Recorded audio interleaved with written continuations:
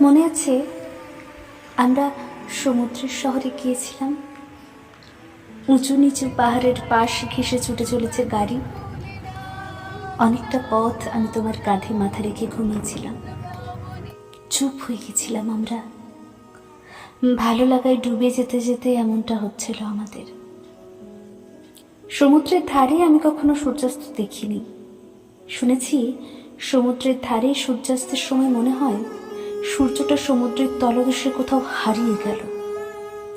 তবে নদীর ধারে সূর্যাস্ত দেখে দেখে বড় হয়েছি আমি। মনে হয় নদীর ওই পারে দাঁড়িয়ে থাকা বড় বড় গাছগুলোর আড়ালে সূর্য চুপি চুপি লুকিয়ে পড়ল।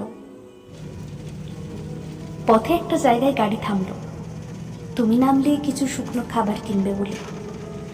বেশ কিছুক্ষণ কেটে গেল, কিন্তু তোমার দেখা নেই।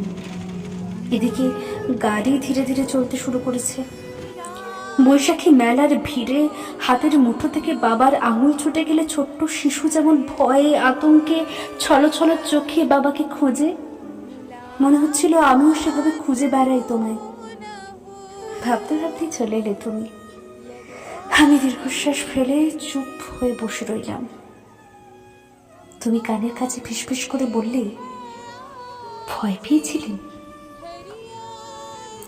আমাদের ওখানে পৌঁছবার আগেই ভোরের বাতাস বইতে শুরু করেছে চারপাশে। প্রকৃতি তার রূপ বদলাচ্ছে আস্তে আস্তে।